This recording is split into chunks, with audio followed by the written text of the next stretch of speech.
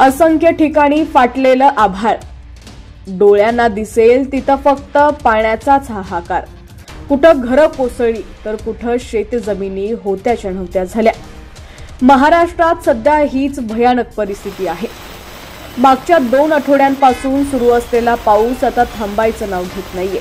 त्यातही घटस्थापनेपासून मराठवाडा, सोलापूरसह अनेक जिल्ह्यांमध्ये या पावसानं पुन्हा रौद्र रूप धारण केलंय। धाराशिव असो, लातूर असो किंवा नांदेड, मदतीची पहिली पायरी चढत असतानाच 26 सप्टेंबरच्या रात्रीपासून पावसाचा जोर पुन्हा इतका वाढलाय की आता मदत कार्यही थांबलंय। अनेक धरणं भरली, विसर्ग वाढला आणि पूर स्थिती पुन्हा गंभीर झाली आहे।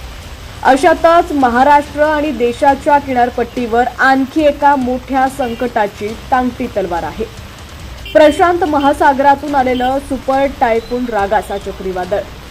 आता हे चक्रीवादळ भारताला थेट धडकेल का आणि महाराष्ट्राला याचा नेमका किती धोका आहे हेच या व्हिडिओच्या माध्यमातून पाहूया। पण त्याआधी तुम्ही जर HPN मराठी न्यूज चॅनल पहिल्यांदाच पाहत असाल आणि अजूनही चॅनलला सबस्क्राइब केलेलं नसेल तर नक्की सबस्क्राइब करा, जेणेकरून आमचे अपडेट्स लवकरात लवकर तुमच्यापर्यंत पोहोचतील।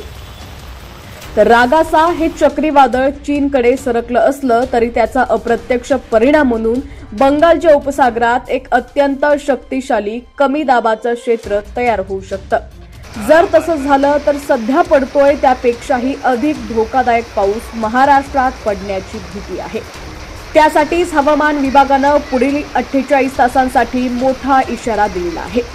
मराठवाडा, कोकण आणि घाटमाथ्यावर पावसाचा ऑरेंज अलर्ट आहे, पण उद्याची स्थिती अधिक गंभीर असणार आहे। मुंबई, ठाणे, पालघर, रायगड आणि पुण्याच्या घाटमाथ्यावर रेड अलर्ट जारी करण्यात आलाय, म्हणजे या भागात प्रचंड अतिवृष्टी होणार आहे। मराठवाड्याला 2 दिवसानंतर थोडी उसंत मिळेल, पण कोकण आणि विदर्भात पावसाचा जोर कायम राहणार आहे। हा फक्त पाऊसच नाहीये, हे तिहेरी संकट आहे। एका बाजूला चक्रीवादळाचा प्रभाव, तर दुसऱ्या बाजूला पूर स्थिती आणि तिसऱ्या बाजूला प्रशासनाची मदत पोहोचण्यात होणारा विलंब।